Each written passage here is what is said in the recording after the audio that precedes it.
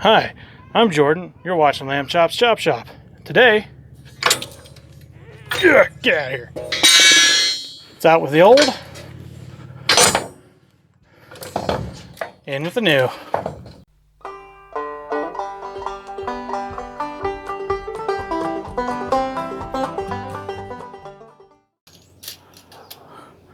So I'm going to try to do a little bit of before and after.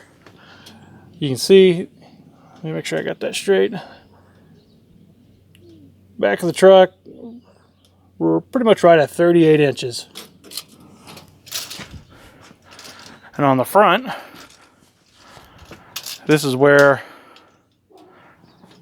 this is before lift,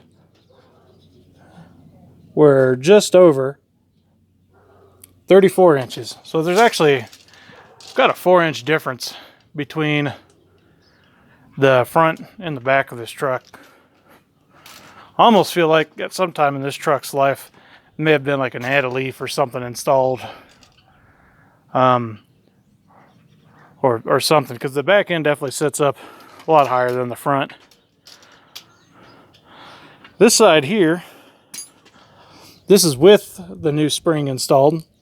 And you can see we're setting up just above 35 inches. So the springs are advertised as 1.5 inch lift. It appears I'm really only getting about 1 inch lift. And it does sit a little bit better. Not as high as I would want though. Alright, so I've already got the wheel and tire removed, as well as the front of the vehicle jacked up and sitting on jack stands. So the first thing we got to do is we got to remove the nut that's on top of this shock. Once we remove that and undo this bolt here, we can lower this whole assembly to where we can get to this nut that's down here that you can't currently see. This is a 17 millimeter. Sometimes you'll have to put a wrench right here on this nut to hold this shock still, but I didn't have to in this instance, so that works out.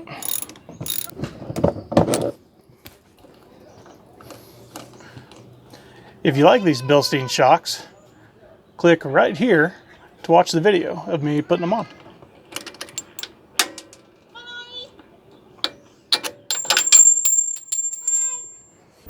Before I take this out, I need to lower the jack to take some of the pressure off this spring.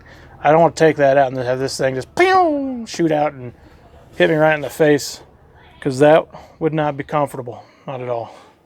So I'm going to have to move this camera. This is a Harbor Freight jack, so this goes from 0 to 100 instantly. I'm going to try to let this thing slowly rest down. And just like that. You can see why I had to undo the bolt on that shock so it can actually droop completely. So at this point, all of the weight's hanging off that spring. So I'm going to jack this back up just to kind of hold it in place. So now that I've got the spring just kind of flopping there, I can take this bolt off right here. I found that it seems like a 1/2 inch fits best on this one.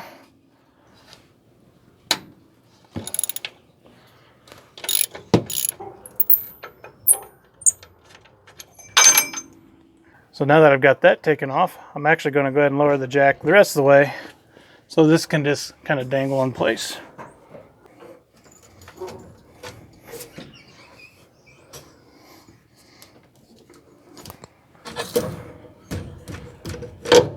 There we go.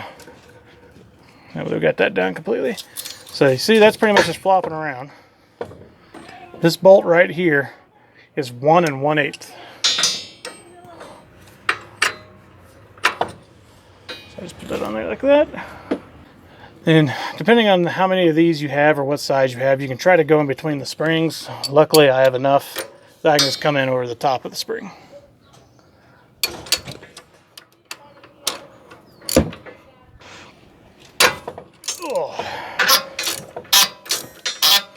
To make life easier for you, make sure you spray this down with penetrating lube before you start undoing any of it. That's exactly what I didn't do. Alrighty, I think we got it undone here. Yeah.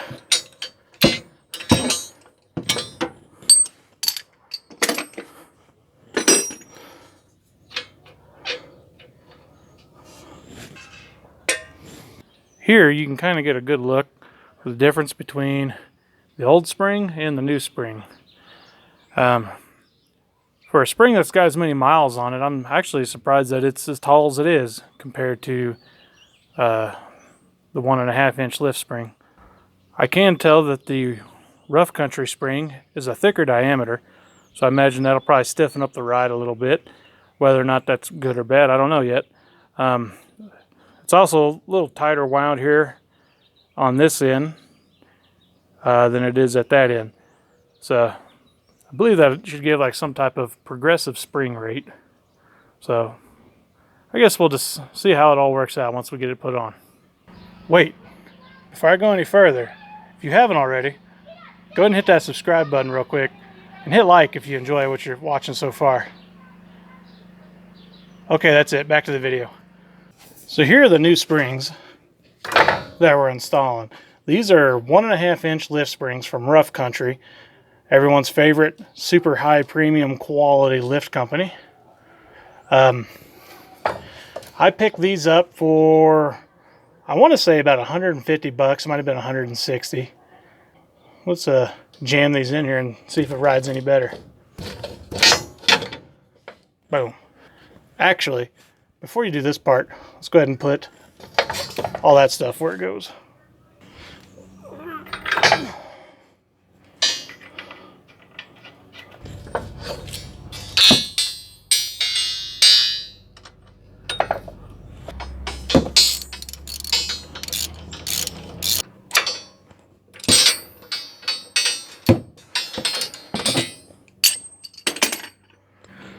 Now this part right here is kind of difficult because of the angle of the droop on this. You can see that's straight out. We got to get this part to right here. So this part may take a couple attempts and lots of bad words, but if you work at it, you'll get it in there. Or just jam it in there apparently, and that works too.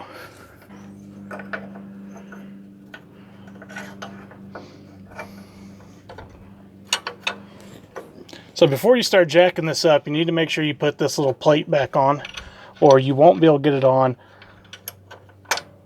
after you've got it jacked up. There's just not enough room. I'm not going to tighten it up. I'm just doing that just to kind of keep everything in place so I can jack it up.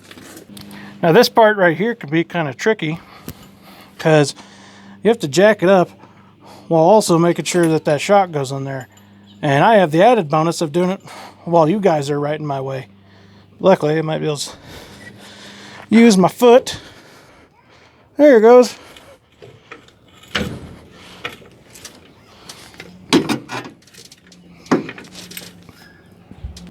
I bet you guys won't see content like this on Vice Grip's Garage.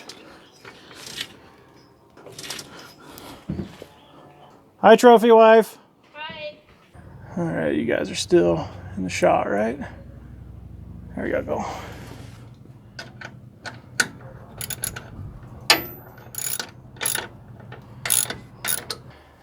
So I've got this part tightened down now. Now I'm going to go ahead, put the bushings back on top here.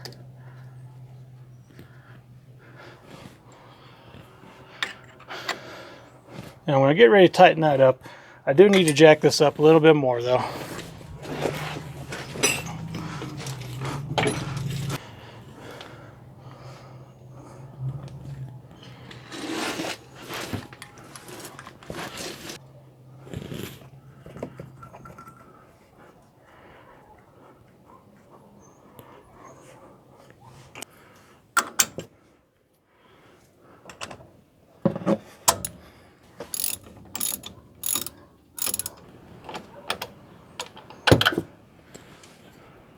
Yeah, that should be good.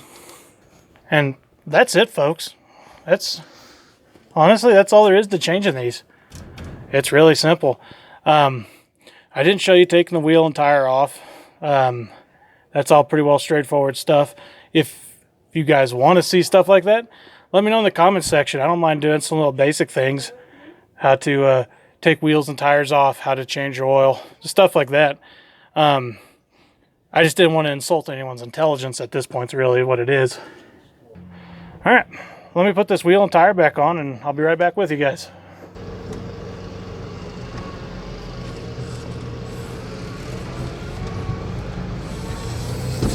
So I've got the new springs put on. And I figured, since it's already a fairly short video, I'll just take you guys for a ride with me.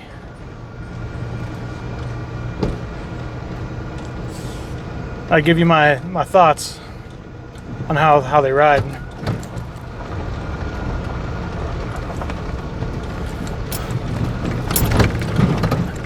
I'm not expecting a whole lot. I'm just hoping for maybe something a little bit better than factory.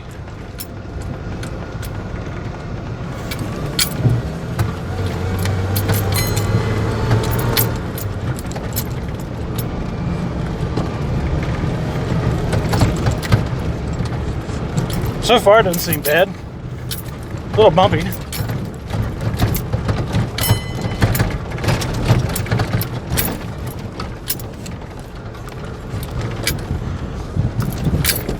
Hopefully I don't lose you guys.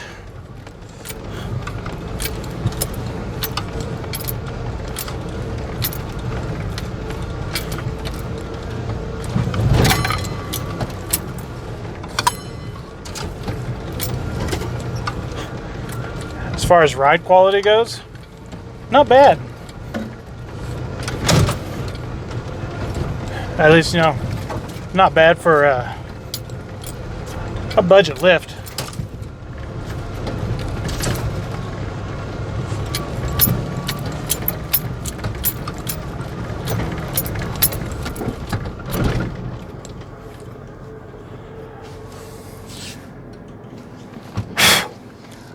I do believe that the Bilstein shocks that I put on are probably helping that ride quite a bit as well.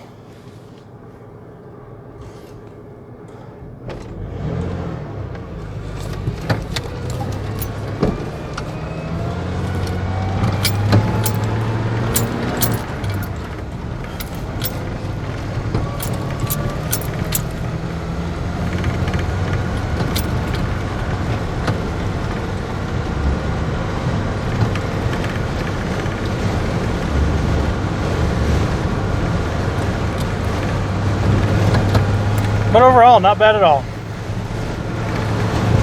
So that's going to do it for today's video. Really not a whole lot going on there. It actually ended up being a lot simpler than I expected it to be. The hardest part for me was just getting the wheels and tires off. Imagine if you live somewhere where you deal with rust. This could be exponentially harder if you're dealing with frozen bolts and stuff.